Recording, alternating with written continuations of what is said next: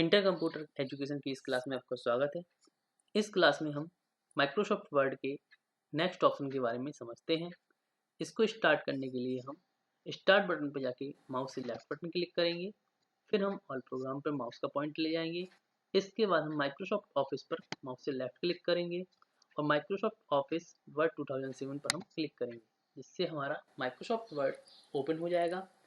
इसके अंतर्गत हमने आपको क्लिपबोर्ड के कुछ ऑप्शन बता दिए थे, जिसमें से आगे कुछ ऑप्शन करने हैं। इसके लिए पहले हमें कुछ मैटर को लिखना होगा। इसमें कुछ मैटर को मैं टाइप कर देता हूँ। यहाँ पर आप देखेंगे मैंने कीबोर्ड की हेल्प से कुछ मैटर को टाइप कर दिया है। इसमें से कुछ ऑप्शन मैं कुछ रिपीट कर देता हूँ, क्योंकि नेक्स्ट ब्लॉक अपना फॉन्ट है। फॉन्ट में बोल्ड, अगर आप लिखी हुई मैटर में से किसी भी शब्द को बोल्ड करना चाहते हैं तो इसको पहले सिलेक्ट करना होता है। लास्ट वीडियो में हमने सीखा था किस तरह से सिलेक्ट करते हैं। जहां पर भी आपको माउस का पॉइंटर रखना है वहां पर क्लिक करें, माउस से लेफ्ट बटन क्लिक करने के बाद माउस के ही लेफ्ट बटन को दबा रखना है, यानी प्रेस करके रखना है और फिर माउस को मूव करना है। अगर आप लेफ्ट साइड मूव करेंगे तो ये शब्द लेफ्ट के सिलेक्ट होंगे, अगर आप माउस को राइट साइड मूव करेंगे खिसकाएंगे तो शब्द राइट साइड के सिलेक्ट होंगे। फिलहाल मैंने माउस की हेल्प से सिलेक्ट शब्दों को कर लिया है और यह माउस के लेफ्ट की साइड सिलेक्ट हुए हैं। इसके बाद शब्द को सिलेक्ट करने के बाद अगर हम बी बोल्ड पर क्लिक करते हैं तो आप देखेंगे पूरे मैटर में से ये जो सिलेक्ट हुए शब्द हैं वो डिफरेंट हो गए हैं, क्योंकि जो शब्द सिलेक्ट होते हैं वह थोड़े से अलग दिखाई देते हैं जब हम बोल्ड पर क्लिक करते हैं। इटैलिक से तिरछे हो जाएंगे। यू से अंडरलाइन आता है। अंडरलाइन को अलग अलग वेराइटी में करना है तो आप एरो जो बना हुआ है इस पर क्लिक करें। इस पर क्लिक करने पर एक लिस्ट आएगी जिसमें अलग अलग वेराइटी आपको अंडरलाइन की दिखाई देगी। अब जिस पर माउस का पॉइंटर ले जाएंगे, ये देखिए आपको नीचे उसके पीछे जो शब्द सेलेक्ट होंगे उसका रिजल्ट आपको शो होगा। आप किसी पर भी माउस के लेफ्ट बटन पर क्लिक कर दिए तो सिलेक्ट हुए शब्दों के नीचे अंडरलाइन आ जाएगा। अगर आप अंडरलाइन पर कलर करना चाहते हैं तो फिर से एरो पर क्लिक कीजिए, अंडरलाइन पर क्लिक कीजिए, कोई भी कलर आप यहाँ से सिलेक्ट कर सकते हैं। इसके बाद स्टिक थ्रू है, इससे शब्दों के बीच में लाइन आता है। एक और चीज बताना चाहूंगा, जो ऑप्शन जिससे अप्लाई होता है उसी पे वापस क्लिक करने से वो चीज हट जाती है। शब्दों पर कलर करना हो तो यहाँ पे मैंने बताया था फॉन्ट कलर पे जाइए, एरो पर जाइए, जो भी कलर अच्छा लगता है आप उस पर क्लिक कर दीजिए तो शब्दों पे कलर हो जाएगा। अगर शब्दों के पीछे कलर करना है तो हाईलाइट टेक्स्ट हाईलाइट कलर होता है। इस पर एरो पर माउस का पॉइंटर ले जाकर माउस से लेफ्ट क्लिक करिए। आप देखेंगे यहाँ पर माउस के पॉइंटर को ले जाने पर शब्दों के पीछे कलर हो रहा है। एक और चीज, आप वर्ड को सिलेक्ट करके अगर आपको ये हटाने हैं तो टेक्स्ट हाईलाइट कलर में जाके नो कलर करें, आपके शब्द से कलर हट जाएगा। अगर आप शब्दों के कलर से हटाना चाहते हैं, सॉरी, अगर आप नो टेक्स्ट हाईलाइट कलर में नो कलर करेंगे तो शब्दों के पीछे से कलर हटेगा। और अगर आप शब्दों के ऊपर से कलर हटाना चाहते हैं तो फॉन्ट कलर में जाकर ऑटोमेटिक पर क्लिक करें तो आपके शब्दों के कलर से हट जाएगा।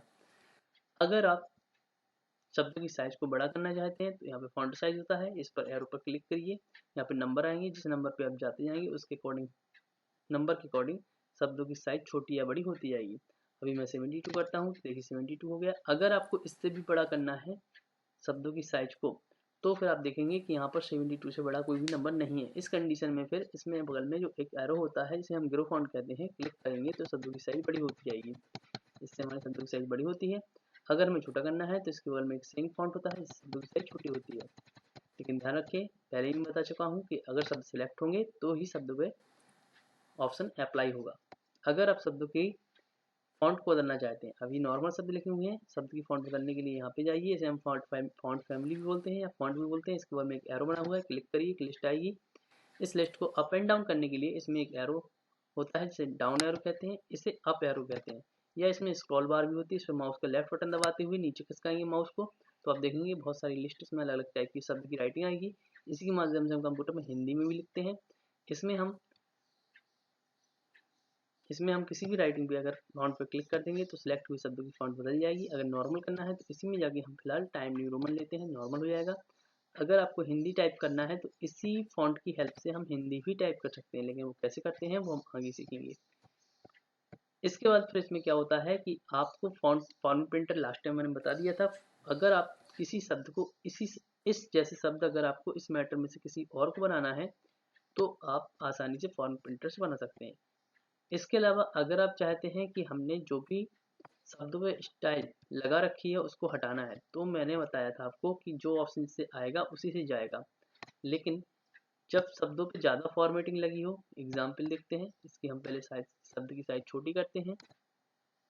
शब्द की साइज छोटी करने के बाद आप किसी भी शब्द को सिलेक्ट करिए, फॉर्म प्रिंटर पे क्लिक करिए। अब इसके जैसा शब्द किसको बनाना है उसकी स्पेलिंग के बीच में एक बार क्लिक करिए, ये देखिए।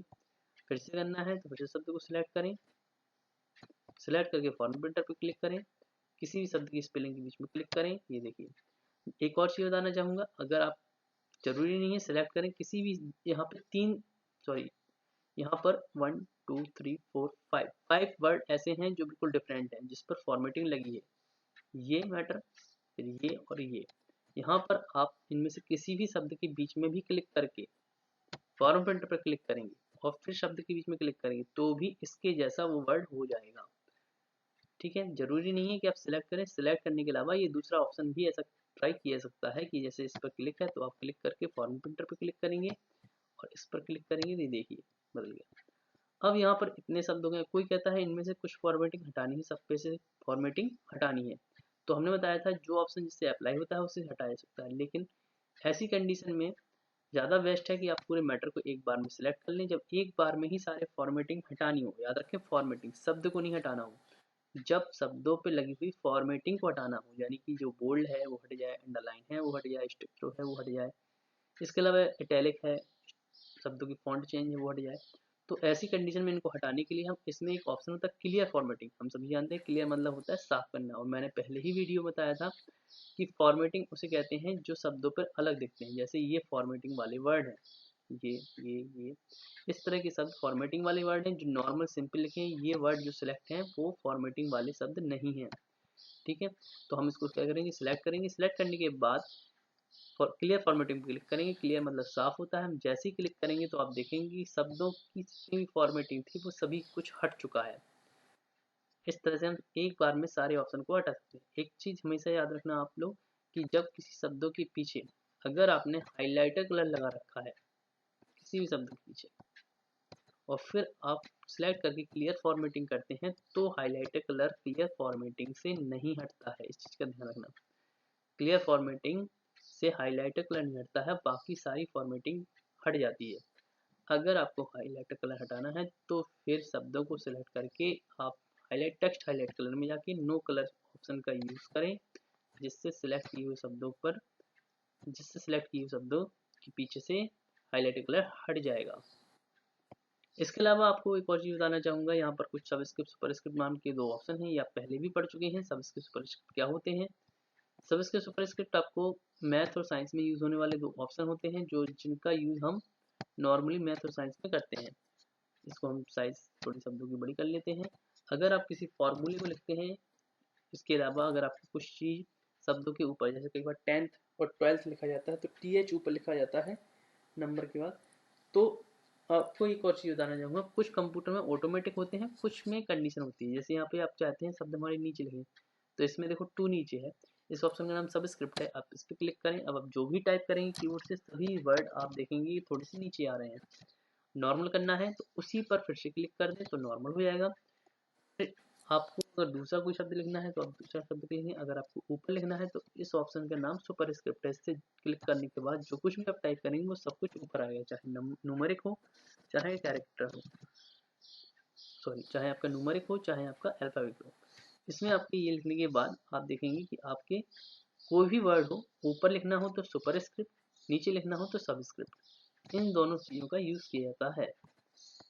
इसको मैं मिटा देता हूँ। इसके अलावा इसमें एक और ऑप्शन होता है चेंज केस। चेंज केस के अंदर अलग अलग टाइप के 5 केस होते हैं, जिनको समझते हैं। हम पहले शब्द की साइज को थोड़ा बड़ा कर लेते हैं। यहाँ पर मैंने शब्द की साइज बड़ी कर ली है। आप देखेंगे कि ये सभी शब्द अगर मैंने टाइप कर दिए हैं तो ये सभी वर्ड स्मॉल कैरेक्टर हैं, लेकिन कोई आपसे ये बोलता है टाइप करने के बाद कि ये जो मैटर लिखा हुआ है इसको स्मॉल में नहीं लिखना था, इसको कैपिटल में लिखना था। तो एक ऑप्शन आपके पास ये है कि आप पूरा मैटर भले डिलीट करें यानी हटाएं, फिर से टाइप करें, लेकिन जब मैटर पहले से टाइप है और फिर टाइप करेंगे तो बहुत टाइम लग जाएगा। इसी टाइम को बचाने के लिए इसमें चेंज केस नाम के ऑप्शन होते हैं, इनको हम समझते हैं। मैटर जब आपका लिख चुका हो तो मैटर को पूरा एक बार सिलेक्ट करें। सिलेक्ट करने के बाद चेंज केस में जाएं। चेंज केस में अपर केस होता है। अपर केस इंग्लिश के वो अक्षर कहलाते हैं जिनके माध्यम से हम सभी कैपिटल लिखते हैं। एक्चुअल में बड़ी स्पेलिंग आपने ABCD अगर सीखा होगा तो उसमें देखा होगा जो कैपिटल लेटर होते हैं अपर केस ही बोला जाता है। आप चेंज केस में जाकर अपर केस पे क्लिक करेंगे तो सिलेक्ट किए हुए मैटर के जितने भी वर्ड आपने सेलेक्ट किए होंगे उतने मैटर, अगर आपने पूरा मैटर सेलेक्ट कर रखा है तो पूरा, अगर मैंने इतना सेलेक्ट कर रखा है तो मेरे वर्ड में इतना क्या होगा, सभी कैपिटल लेटर में चेंज हो जाएंगे। ये देखिए सारे लेटर अक्षर जो हैं वो कैपिटल में चेंज हो चुके हैं। लेकिन अगर मैंने कैपिटल में टाइप कर दिया, कोई कहता नहीं स्मॉल में लिखना था, तो हम फिर से सेलेक्ट करेंगे और फिर लोअर केस। ये देखिए फिर से लोअर केस हो गया, यानी कि पूरे मैटर को भी और जितना सेलेक्ट किया होगा अपर केस में करते ही अपर में आ जाएगा, सारे कैपिटल हो जाएंगे, लोअर केस में सारे स्मॉल हो जाएंगे। लेकिन एक और चीज़ ध्यान रखें, जब भी हम मैटर को लिखते हैं तो मैटर को लिखने का सबसे पहला तरीका, सबसे पहला ऑप्शन, जो भी हम वर्ड लिखते हैं उस वर्ड का पहला कैरेक्टर यानी कि शब्द का पहला अक्षर हमेशा कैपिटल लिखते हैं अंग्रेजी में। इसके साथ साथ जहाँ फुल स्टॉप लगता है उसके बाद का पहला अक्षर भी हम कैपिटल लिखते हैं। तो इस कंडीशन में हम चाहते हैं जहाँ जहाँ हमारा फुल स्टॉप लगा हुआ है तो वहाँ की लास्ट वाला वर्ड क्या हो जाए, कैपिटल हो जाए। तो हम नहीं करेंगे, किसी ऑप्शन में जाके सेंटेंस के इस पर क्लिक करिएगा तो यहाँ पर इसमें एम, यहाँ पे इसका आर और यहाँ पे इसका ए, क्योंकि फुल स्टॉप इसके आगे लगा हुआ है इन दोनों शब्द को और ये पहला वर्ड है, तो ये 3 वर्ड चेंज होंगे, बाकी कोई भी मैटर का चेंज शब्द नहीं होगा। ये देखिए सेंटेंस के इस पर क्लिक करते ही आपकी जो फुल स्टॉप के बाद के वर्ड थे वो और पहला अक्षर कैपिटल हो चुका है। अगर आप चाहते हैं कि आपके हर मीनिंग का पहला अक्षर कैपिटल हो जाए तो इस पर फिर से क्लिक करें, कैपिटलाइज ईच वर्ड पे क्लिक करेंगे। ये देखिए हर मीनिंग का पहला अक्षर आप देखेंगे ध्यान से कैपिटल हो चुका है। इसको वापस नॉर्मल करने के लिए हम अंडू भी कर सकते हैं, या नेक्स्ट ऑप्शन है टोगल केस। टोगल केस क्या करता है, जब आपको अपने लिखे हुए शब्द की वर्ड की पहले लेटर को, यानी कि जैसे यहाँ पे माइक्रोसॉफ्ट ऑफिस लिखा है तो इसमें एम इसका जो है वो स्मॉल होगा, उसके अंदर की स्पेलिंग कैपिटल होगी, इसका ओ स्मॉल होगा, यहाँ से यहाँ तक का कैपिटल होगा। यानी कि कहने का मतलब ये है कि जब पहले आपका पहला अक्षर शब्द का स्मॉल करना हो, उसके अंदर की स्पेलिंग कैपिटल करनी हो, तो हम इसमें जाके टोगल केस पर क्लिक करेंगे। ये देखिए टोगल केस पर क्लिक करते ही पहला अक्षर इसका स्मॉल हो चुका है और अंदर के वर्ड सारे कैपिटल हो चुके हैं। फिलहाल इस वीडियो में इतना ही। धन्यवाद।